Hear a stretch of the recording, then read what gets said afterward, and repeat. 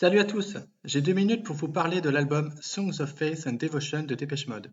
Pendant toute la décennie des années 80, Depeche Mode gravit album après album les marches d'un succès massif. Ainsi, comme une sorte d'apothéose, le groupe sort en 1988 son double album live 101, qui condense tous les hits accumulés entre 1981 et 1987. Mais évidemment, Depeche Mode ne s'arrête pas là et s'apprête à démontrer qu'il faudra bel et bien compter sur eux également dans la prochaine décennie.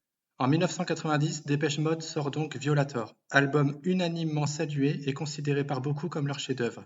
Mais quand on atteint un sommet artistique tel que celui-ci, se pose alors un dilemme pour l'album suivant. Tenter de reproduire la même formule ou bien prendre une autre direction au risque de décevoir les fans. Depeche Mode choisit la deuxième option. Lorsque le groupe se retrouve pour enregistrer Songs of Faith and Devotion, Martin Gore, Andrew Fletcher et Alan Wilder sont choqués de l'apparence de Dave Gahan, qui leur apparaît transformé, amaigri et en proie à la dépendance aux drogues. Musicalement, il ne jure à cette époque que par le rock, qui après une décennie 80 dominée par les synthétiseurs, a fait un retour en force. Rage Against the Machine et Nirvana ont renversé la table. Pour ce nouvel album donc, Depeche Mode va intégrer à sa musique l'usage de la batterie, jouée d'ailleurs par Alan Wilder, et mettra en avant plus que d'ordinaire les guitares. Mais le groupe ne se renie pas pour autant, car les synthétiseurs et les sons électro sont bien présents. Le groupe pousse alors sa musique vers des zones jusqu'alors inexplorées. Sur plusieurs titres, ils intègrent même un chœur de femme dans un esprit gospel, ce qui fait sens évidemment avec le titre de l'album, Chanson de la foi et de la dévotion en français. Concernant la prestation vocale de Dave Gahan, dire qu'il est un grand chanteur serait enfoncer une porte ouverte. Mais je trouve que sur cet album, sa performance est particulièrement remarquable. Sa voix est grave, puissante, et il s'approprie et incarne superbement les textes de Martin Gore.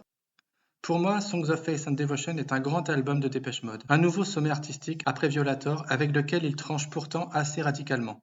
Cet album a fait l'objet d'une tournée tout aussi mémorable, le Devotional Tour, que j'ai eu d'ailleurs la chance de voir. Pendant ces concerts, la scène se déployait sur 2 niveaux et arborait une dizaine d'écrans géants face au public et sur les côtés. Mais ces écrans n'étaient pas destinés à montrer les membres du groupe comme on a l'habitude de le voir aujourd'hui, mais étaient utilisés pour diffuser des vidéos spécialement conçues pour chaque morceau, permettant ainsi, autant pour le groupe que pour le public, une immersion plus intense.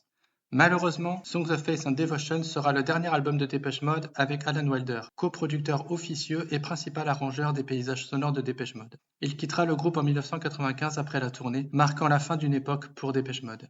N'hésitez pas à me dire ce que vous en pensez en commentaire, on en discute, écoutez des disques et à bientôt!